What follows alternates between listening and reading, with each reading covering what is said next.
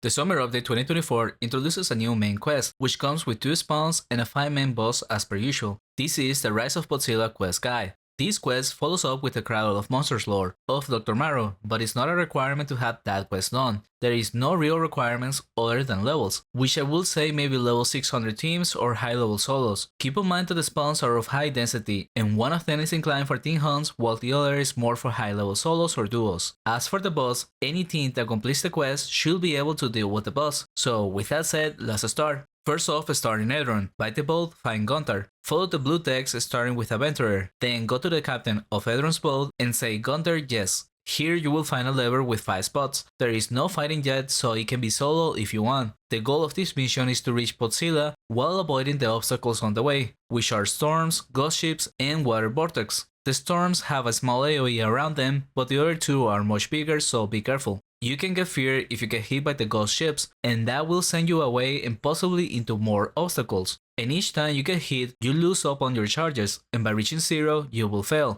The goal is to make it to the far left and enter this plant, which teleports you to Podzilla. After doing this the first time, you can come directly by saying hi, Gunter, shortcut yes to the boat's captain. Go down the stairs and follow the path to find a Tui. Say hi, help. Then you're told to find a demon root, which is droppable by all rooting creatures. Go south of him to find a water vortex, and going inside takes you to the new spawns, which means you can stop here if all you care about is the new creatures, as both spawns are in the same location just in different floors, with the routines taking the 2 upper floors and the quarras taking the next 2. Hunt the routines until you loot enough demon roots for your party, but pay attention to amber sickles, as those will be needed later on. Main damage from these creatures is physical, followed by earth and some holy. Once you have the demon roots, go to this teleport northwest of Atui, and eat it before you enter. You will get super drunk, which means the water rings don't work. You could wait it out as it lasts about 1 minute, or force your way to the northwest and talk to tulips. Follow the blue text or try saying word.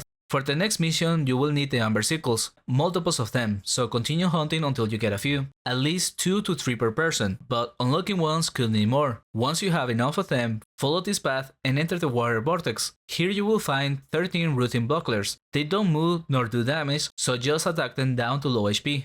Your mission is to use the amber sickle on the roots they are protecting. They are under the energy barriers, which you break with any melee weapon, but they can only be cut when all 13 routines are dead, so by keeping them low HP and then finishing them together, you will have plenty of downtime between respawns to do this part. But since there is only 13 and you need 10 per player, it will take a few repeats for everyone in your group to do it. And when cutting any of them, there is a chance of breaking the sickle, which is why you need multiple of them. Keep track of the amount you cut, as you can overdo it or have the quest log open, and upon doing 10, you can leave and report back to Tulips by saying hi, worth.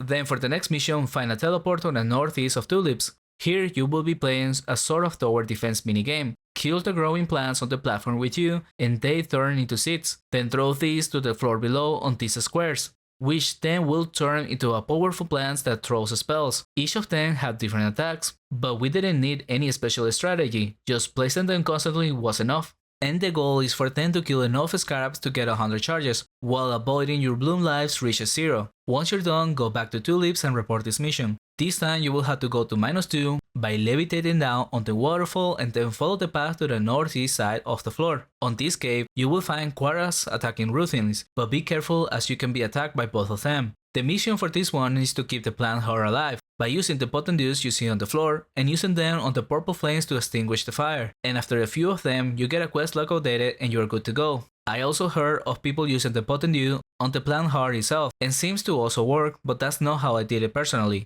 With this done, now go find the Sprout Sentinel by the west side of this same floor, say hi, help, and then enter the teleport next to him. On this task, you need to kill the best bugs attacking the sprouts in the middle, until your counter reaches 100 before all the sprouts die. The way to do this is by going upstairs on any direction and kill the breathing mass, then stand on the portals they leave behind, and you will be given a random automatic spell that lasts 45 seconds. I recommend to wait a few seconds to notice the attack pattern of the spell you got, as there is a variety of them, starting with a wave that goes clockwise, a twin burst attack, a 3 square beam on each direction, a random beam on any direction, and an expanding over time spell. This spell damaged the bug pest but also the sprouts, so you got to pay attention to your positioning and try to prioritize hitting the bug pests. We were told that this is much easier with a mage by summoning demon skeletons, as the bugs do retarget others sometimes, so if the aggro is on a demon skeleton away from the sprouts, it's much easier to land the spells and avoid damage on the sprouts. We were able to do it without that, but it took us a few attempts and it was honestly the worst task by far. Once your spell runs out, you get a message saying the energy has run out. Go back and get a new one until you get enough charges and complete the task. Then you get teleported to the Sprout Sentinel, say hi, help. For this one, you will have to kill rooting cocoons found across the edges of the first and second floor. I recommend doing it on the first floor, as it has less density of creatures and you can move from one to the other easier. Then upon killing one of the cocoons, there is 4 creatures that can come from it. A pupated rooting or its enraged version, those 2 are the ones you want to find and need to kill a total of 20. The other 2 creatures you can get from the cocoon are the Thorn Lily and Blight Lynx. Whenever we found one of these, we will ignore and move to the next spot, since all of them have a time limit and will disappear after some time. We were able to leave them there, and by the time we came back after doing a lap around the floor, they were gone. This will take a while, and if you are with a team, it's probably better to do this while clearing the pools. Upon finishing, go back to Sprout Sentinel and say hi, help. For the next mission, you have to go down to -3 where the quarters are located. For this one, especially with a group of people, you need to be extra careful as there is a chain mechanic that does more damage the more people it hits, which is why the spawn was designed for solos or duos, but teams will be at high risk since the 4th person supposedly gets hit for over 7k. So clear slowly or run through them in pairs, levitate down at the waterfall and follow this path to this teleport. For this mission you will be on a maze. The goal is to destroy the power generator. This might be teleporting to random locations, so it's recommended to clear multiple paths as you go. And when you see the underground walls to start to respawn, stand on their spot to force them to respawn in another square, hence leaving a path to pass through. Then in the middle of the room, attack the charged energy coil and it summons an overload. Lure it towards one of the energy barriers and kill it next to them to destroy the barriers. These won't respawn, but you will need to wait for the energy coil to recharge for 60 seconds before summoning a new overload. Once you reach the power generator, then throw a gold coin on top of it. That will damage it and then it teleports somewhere else in the maze. Find it again and repeat the process 5 times until the power generator gets destroyed and then you get the quest log updated. Then when you go outside, you will be able to use a sphere to pass through and move on to the next floor, which is where the teleport to the final boss is located, just north of the stairs, but you will have to go around the cave to this spot. Be even more careful as the density of creatures is higher, and once again, I recommend to run solo or in pairs. For this one, I think even clearing it slowly might be worse and riskier, but I could be wrong. Either way, go to the teleport and now you can fight the Rootkraken. For this boss, you have some of the mechanics from the previous task,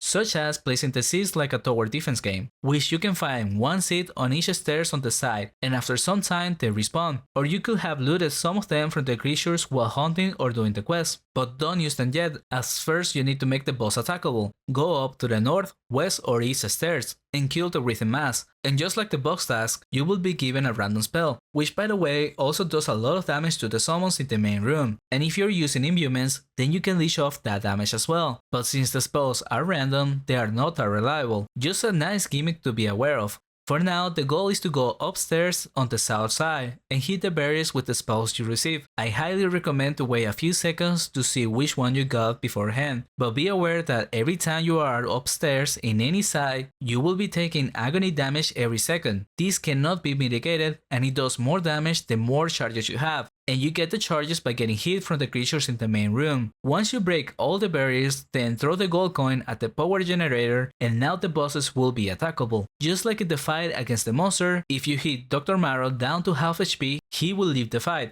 But the way we did it as a duo was luring Marrow and the summons away from the pulse and then just attacking the Rootkraken by itself. But we also were using some seeds provided by Zipsoft on the test server that were much stronger than the ones you find in this room. Regardless, this shouldn't be necessary with a group of 4 people, as we were able to do it with a level 870k and a level 1k paladin. Damage wise, the Rootkraken is not dangerous. The actual damage comes from all of the summons in the room, and also Dr. Marrow can cast fears and roots, which is even more dangerous. Keep in mind this boss has a time limit of 15 minutes, and it has phases where it turns into a capsule and heals over time doing it. We got timed out on our first attempt, but it was much easier the second time around when we had a better idea of what to do. But we were still using the overpowered seeds during test server. But even despite that, I think the damage it did to the boss was like having a third person with us, so by doing it in a proper group, it should be fairly easy. If any better strategies or changes are found after the release of this video, I will share it on the pinned comment of this video.